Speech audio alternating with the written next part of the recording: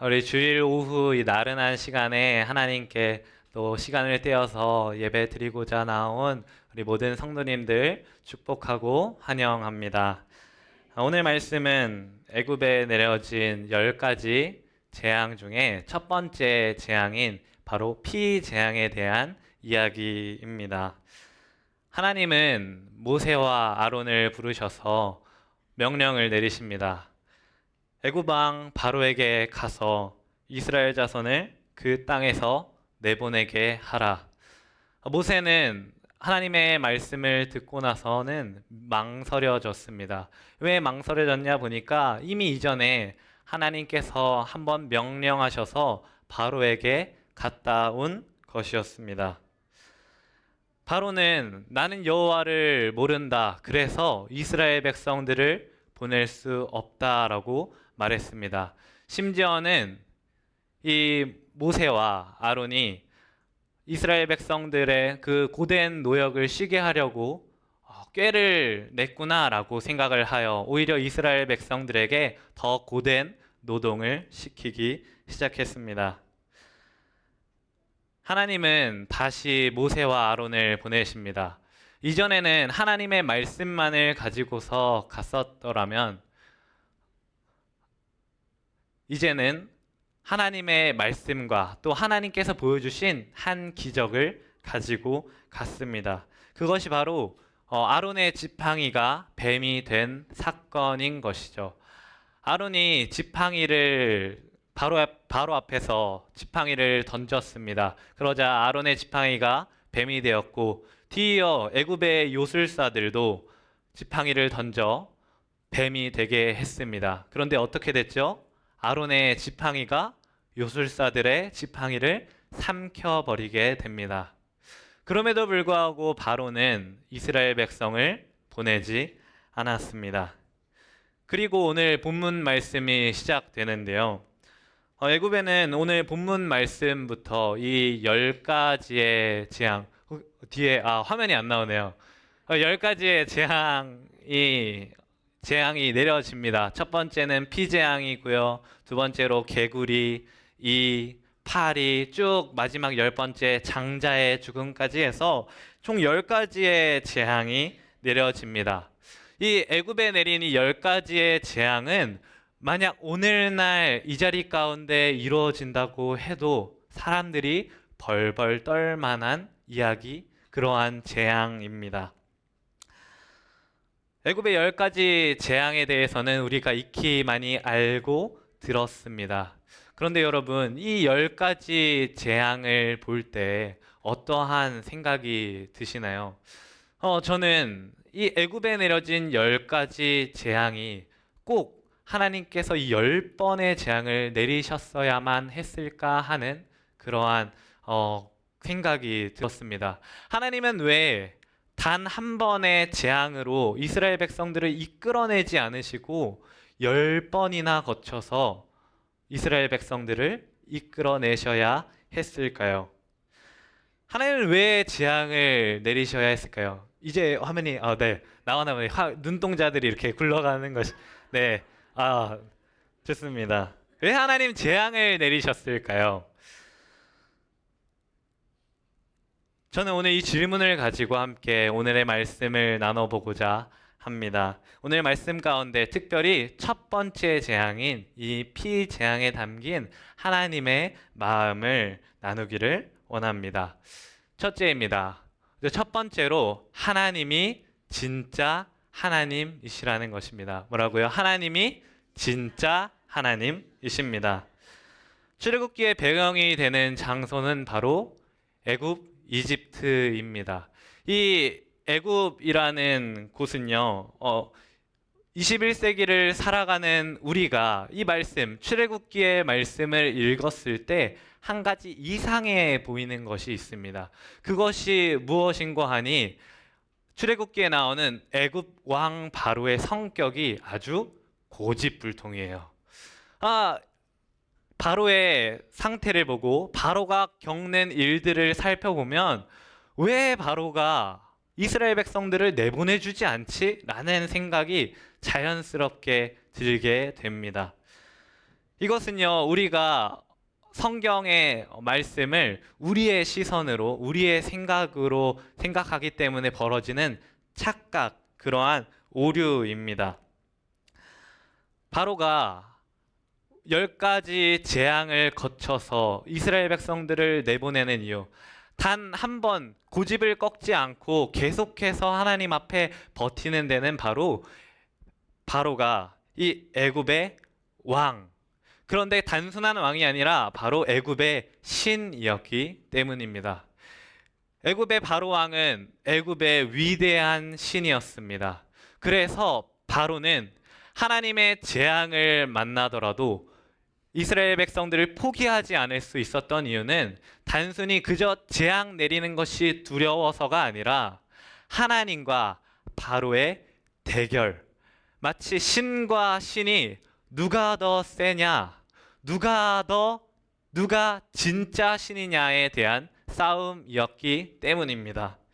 그렇게 우리가 이해를 한다면 애굽 왕 바로가 이스라엘 백성들을 10번이 넘는 재앙이 되도록 보내지 않았던 이유를 조금은 이해할 수 있을 것 같습니다. 하나님은 자신을 대적하는 바로에게 이렇게 역사하십니다. 7장 20절입니다. 모세와 아론이 여호와께서 명령하신 대로 행하여 바로와 그의 신하의 목전에서 지팡이를 들어 나일강을 치니 그 물이 다 피로 변했다. 여러분 한번 상상을 해보았으면 좋겠습니다. 하나님께서 이 나일강을 피로 만들었습니다. 나일강을 피로 만들었다. 나일강 전체가 피가 되었다라고 하는 것은 요즘에 사람들이 조금 비위가 약한 사람은 피가 튀기는 것만 봐도 기절을 한다고 합니다. 그런데 만약 흐르는 강이 전체가 피로 물들었다고 생각해 보십시오. 얼마나 그 광경이 참혹했을까요? 얼마나 그 광경이 무서웠을까요? 오늘 그 나일강의 모습을 21절에는 이렇게 이야기를 합니다. 나일강의 고기가 죽고 그 물에서는 악취가 나니 애굽 사람들이 나일강 물을 마시지 못하며 애굽 온 땅에는 피가 있었다. 애굽 사람들에게 나일강은 생명수와 같았습니다.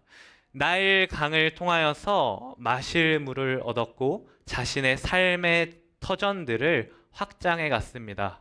고대 시대에 수많은 문명들이 그렇습니다. 메소포타미아도 그렇고요. 오늘 본문의 고대 이집트, 애굽도 나일강이라고 하는 이 물을 통해서 문명을 이룬 도시, 그러한 나라였습니다.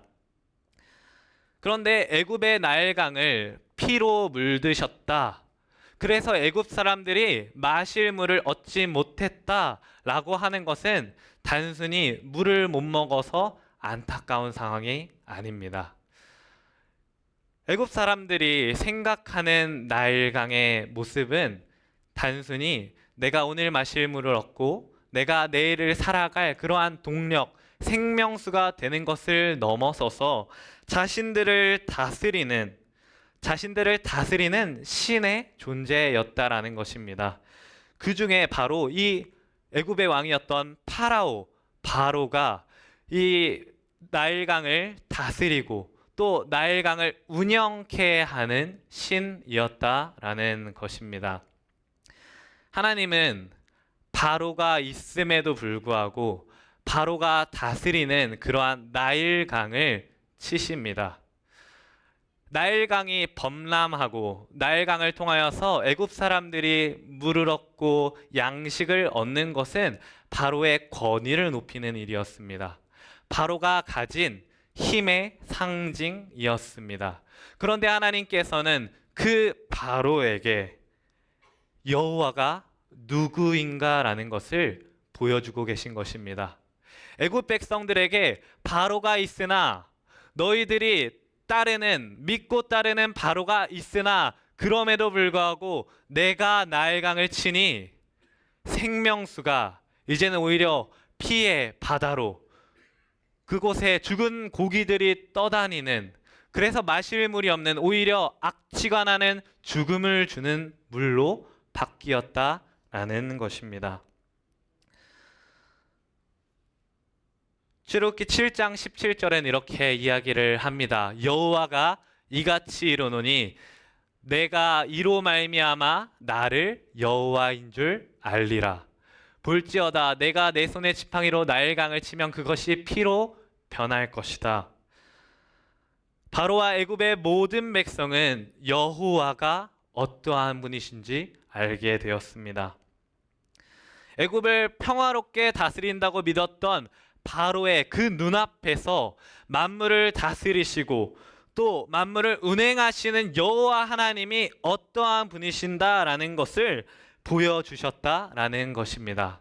그렇습니다. 우리 하나님은 진짜 하나님이십니다.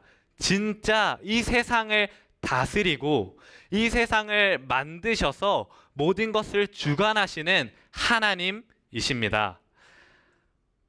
세상엔 스스로 신이라고 말하는 것들이 너무나도 많이 있습니다. 또 사람들이 가짜 신을 마치 진짜 신처럼 모시는 경우를 보게 됩니다. 현대 시대에 많은 사람들에게 신이 되는 것은 다름 아닌 돈일 수밖에 없습니다. 왜 돈이 신이 되느냐? 돈을 믿고 따르면 돈이 해결해 줄 수 있다라고 생각하기 때문입니다. 돈이 많아지면 내가 돈을 가지고 있으면은 내 문제가 해결된다라고 믿기 때문이죠. 그래서 돈이 세상을 움직인다라고 생각합니다. 돈뿐만일까요? 수많은 사람들이 각자 자신만의 가짜 신들을 만들어냅니다. 명예가 될 수도 있고요. 가지고 다니는 작은 휴대폰이 그러한 것이 될 수도 있고요. 혹은 자주 들여다보는 유튜브, 그러한 미디어, 여러 가지들이 신이 될 수 있습니다. 그러나 그 가짜 신들은 분명히 드러나게 되어 있습니다. 마치 오늘 바로가 하나님 앞에서 탈로 났듯이 말이죠. 명품에는 반드시 따라오는 것이 있습니다. 무엇이죠? 짝퉁, 가짜가 따라오게 됩니다. 저는 아직 명품이 없어가지고 이 진품 명품을 이제 확인할 아직 시도조차 못 해봤는데, 이 진짜를 만들면요, 명품을 만들면 반드시 조금 있으면은 시장에 가짜가 착 진열이 되기 시작합니다. 그냥 보면 정말 못 알아볼 정도로 똑같이 만들어요. 그런데 여러분, 이 가짜를 구별하는 방법이 무엇인지 아세요? 가짜를 구별하는 방법. 가짜들을 죄다 모아놓고서 이리저리 비교해봤자 가짜를 알 수가 없습니다. 가짜를 구별하는 방법은 진짜가 어떻게 생겼는지를 보는 것입니다. 몇 년 전에 그러한 일이 있었죠. 이 현금을 위조를 한 것이죠. 우리가 현금은 많이 그 위조된 사건이 있었어가지고 이렇게 햇빛에 비춰본다던가 그런 확인할 수 있는 여러 가지 것들을 우리가 알고 있잖아요. 그것이 무엇이요? 진짜를 아는 것입니다. 진짜를 알면요, 가짜는 드러나게 되어 있습니다. 하나님을 알 때 이 세상에 가짜 신들은요, 분명히 드러나게 되어 있습니다. 왜요? 가짜는요, 진짜를 따라올 수 없기 때문입니다. 이 세상을 다스리시는, 이 세상을 움직이시고 모든 만물을 주관하시는 분은 바로 우리 하나님이신 줄 믿습니다. 오늘 말씀에는 대조되는 두 사람이 나옵니다. 먼저 첫 번째는 모세와 아론입니다. 이 모세와 아론이 나오고요. 또 두 번째로는 누가 나오냐? 바로가 나오게 됩니다. 저는 오늘 대조되는 두 사람을 함께 살펴보면서 과연 하나님을 아는 것은 어떠한 것이냐? 하나님께서 애굽에 자신을 알 수 있도록 재앙을 내리셨는데 그럼 하나님을 안다는 것은 그럼 과연 무엇이냐를 함께 살펴보기를 원합니다. 둘째로 여호와를 아는 것은 내가 경험하는 것입니다. 뭐라고요? 내가 경험하는 것입니다. 오늘 20절 말씀에 이렇게 이야기를 합니다. 모세와 아론이 여호와께서 명령하신 대로 행합니다. 바로와 그의 신하의 목전에서 지팡이를 들어 나일강을 치니 그 물이 다 피로 변했다라고 말합니다. 바로는요, 모세와 아론이 자신의 눈앞에서 나일강을 치는 것을 보았습니다. 바로와 그의 신하의 목전에서 지팡이를 들어 나일강을 쳤습니다.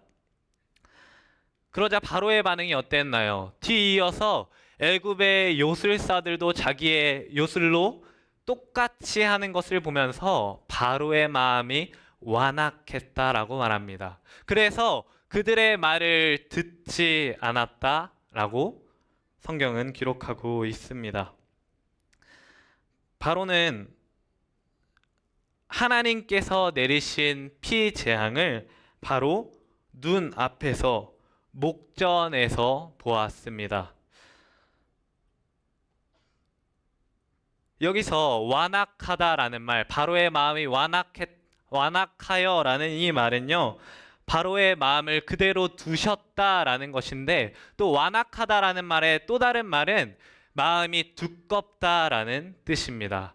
마음이 두꺼워서, 자신의 마음이 너무 두꺼워서 다른 것이 비집고 들어갈 틈이 없는 상태인 것이죠. 바로의 마음이 완악하여 그들의 말을 듣지 아니하니 여호와의 말씀과 같더라라고 말합니다. 바로의 마음을 완악하게 한 주체가 바로 하나님이십니다. 하나님께서 바로의 마음이 연해져 가지고 이스라엘 백성들을 그냥 보내줄 수 있게 하는 것이 아니라 바로가 하고 싶은 대로 바로의 마음 상태 그대로 두면서 바로가 어떻게 하시는지를 보셨다라는 말입니다. 그에 반해 모세와 아론은 어떻게 하는지 보겠습니다. 모세와 아론은 하나님의 명령을 먼저 듣습니다. 여호와께서 또 모세에게 이르시되 아론에게 명령하기를 내 지팡이를 잡고 내 팔을 애굽의 물들과 강들과 은하와 못과 모든 호수 위에 내밀라 하라. 그것들이 피가 되리니 애굽 온 땅과 나무 그릇과 돌 그릇 안에 모두 피가 있으리라. 하나님께서는 모세에게 명령하십니다. 그리고 그 모세는 자신의 형인 아론에게 명령하여 하나님의 말씀을 이뤄갑니다. 그대로 행하죠. 20절 방금 보았던 대로 모세와 아론이 여호와께서 명령하신 대로 행합니다. 모세와 아론은 하나님께서 명령하신 대로 행하는데 이 모세와 아론에게 역사하신 그 하나님, 바로가 보는 그 하나님은 조금 다른 것 같습니다. 그런데 그것이 왜 다른 거 하니 말씀을 잘 살펴보니까 뭐라고 이야기를 하냐면 모세와 아론이 여호와께서 말씀하신 대로 행하는데 바로와 그의 신하 앞 목전에서 지팡이를 들어 나일강을 쳤다라고 말합니다. 그런데 오늘 말씀 19절에 보면 뭐라고 나와 있냐? 하나님께서 명령하시는 부분이에요. 하나님께서 뭐라고 명령하시냐면은 17절이네요. 죄송합니다. 17절 말씀에 하나님께서 모세에게 명령하시는데 내가 애굽 땅에 이렇게 할 거야 라고 말씀하시는 것입니다. 여호와가 이같이 이르노니 내가 이로 말미암아 나를 여호와인 줄 알리라. 볼지어다 내가 내 손에 지팡이로 나일강을 치면 그것이 피로 변할 것이다. 하나님께서 분명히 말씀하세요. 내가 내 손에 지팡이로 나일강을 칠 것이다. 그런데 오늘 20절에 보면 누가 지팡이를 들어 치냐? 모세와 아론이 지팡이를 들어 나일강을 치게 됩니다. 하나님 분명 처음 말씀하실 때는요, 내가 나일강을 칠 것이다. 내 손에 있는 지팡이로 칠 것이다 라고 하시는데, 그 말씀이 실행되는 것을 보니까 모세와 아론이 지팡이를 들어 나일강을 치게 됩니다. 하나님은 하나님이 행하시는 그 일 가운데 사람을 참여시키기를 원하십니다. 하나님께서 분명 혼자 하실 수 있는 일이 있으셨지만, 그럼에도 불구하고 나일강을 치는 그 일 가운데 모세와 아론에게 명령하셔서 함께 그 재앙을 이루어 가십니다. 하나님의 일에 참여한 모세와 아론은 그래서 바로와 사뭇 다른 반응을 보입니다.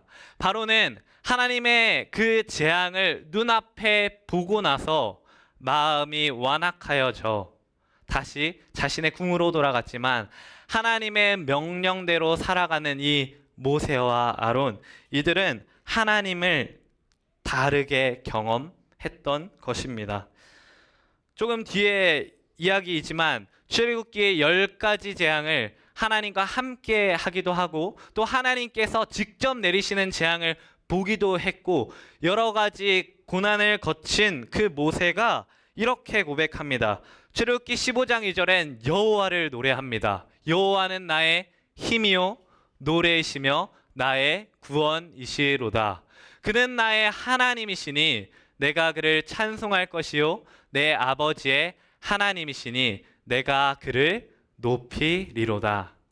아멘. 오늘 이 말씀은 모세가 경험한 여호와 하나님에 대한 고백입니다. 바로는 하나님을 보고 하나님의 재앙을 경험했는데, 그 경험을 통해 바로는 어떠한 마음을 가지냐? 완악하여서 다시금 자신의 궁 안으로 돌아가게 됩니다. 그러나 하나님께서 말씀하신 그 재앙, 하나님께서 이끄시는 그 일 가운데 참여했던 모세와 아론은 다른 경험을 했습니다. 하나님을 다르게 알았습니다. 나의 힘이요 노래시며 나의 구원이신 여호와 하나님, 그분을 찬송하기 시작했습니다. 사람은 경험으로 지식을 받아들입니다. 그래서 제가 가진 물건이 이거밖에 없네요. 틴트가 있는데요. 그래서 잘 안 보이시죠? 죄송합니다. 제가 원래 물병으로 하려고 했는데 부피가 조금 다르죠. 물병을 여기서 제가 만약에 손을 놓는다라고 생각해 보십시오. 그러면 어떻게 될까요? 떨어지겠죠. 네, 떨어집니다. 왜요? 그 이유가 무엇일까요? 뭐가 있어요? 끌어당기는 힘, 그것을 중력이라고 저희가 배웠죠. 이 중력이라고 하는 것은요, 초등학생 때 과학 시간에 배웠었던 것 같아요. 이 물병을 공중에서 떨어뜨리면 물병이 떨어진다. 왜? 끌어당기는 힘 때문에. 그런데 여러분, 이 중력이라는 것을 배우지 않은 초등학교 2학년 학생이 있다고 생각해 보십시오. 그 학생에게 똑같이 물어보면 어떻게 대답할까요? 물병을 여기서 손을 놓으면 어떻게 될까? 떨어진다라고 이야기할 것입니다. 왜 그럴까요? 중력이라는 것을 배우지 않았는데도 물병이 떨어진다라는 그 사실을 알고 있습니다. 왜요? 사람은 지식을 경험을 통해 먼저 받아들이기 때문입니다. 그래서 가르쳐 주지 않아도 내가 경험한 것이 있다면 그것을 내가 알게 되는 것이죠.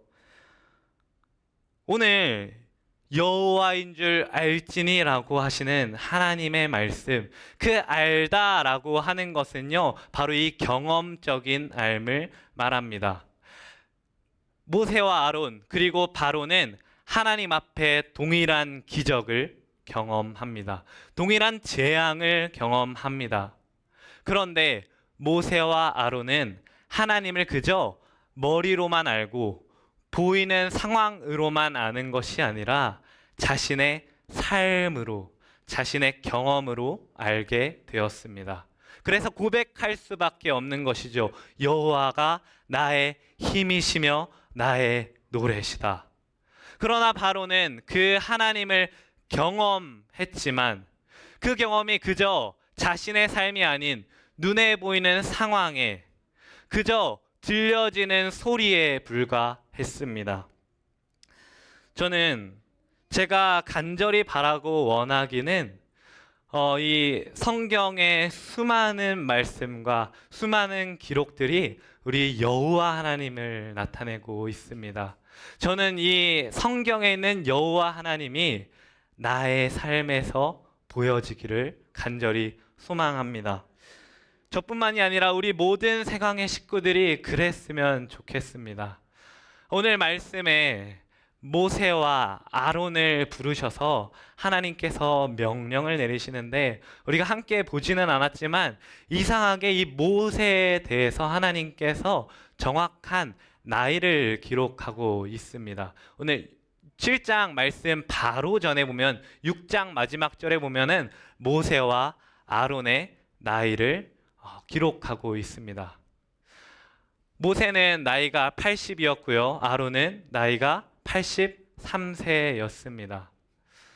모세가 모든 혈기왕성함이 다 빠지고 나서 아론이 할 수 있는 그 모든 것들이 다 빠지고 나서 하나님께서 모세를 부르셔서 사용하시기 시작하시는 겁니다. 왜요? 무엇을 가르쳐 주시려고요? 여호와인 것을, 여호와 하나님을 가르쳐 주시기 위해서. 애굽 온 땅과 이스라엘 백성들에게 여호와 하나님이 누구인지, 이 세상을 이끌어가는 진짜 신은 누구인지 말이죠. 우리 모두가 그 여호와 하나님을 경험하는 사람들이 되었으면 좋겠습니다. 특별히 우리 일남전도회 우리 교회의 가장 어른으로서 교회의 기둥이 되시고 무슨 일이든지 가장 앞서서 일하시는 우리 일남전도회 회원분들이 하나님을 아는 사람이기 때문에 마치 모세와 같이 연약할지라도, 그러나 하나님 저는 할 수 있는 게 없는데요 라고 할지라도, 그러나 명령대로 행하는 그 모세와 아론처럼 우리가 그렇게 되기를 원합니다. 우리 모든 생황의 식구들이 하나님께서 우리에게 여호와이심을 가르쳐 주셨다면, 그것을 경험한 사람이라면 반드시 그 말씀에 순종하여서 여호와가 진짜 하나님 되심을 아는 우리 모든 생황의 식구들이 되었으면 좋겠습니다. 기도하겠습니다. 주님 감사합니다. 우리가 하나님이 이 세상을 다스리시는 진짜 하나님이신 줄 보았습니다.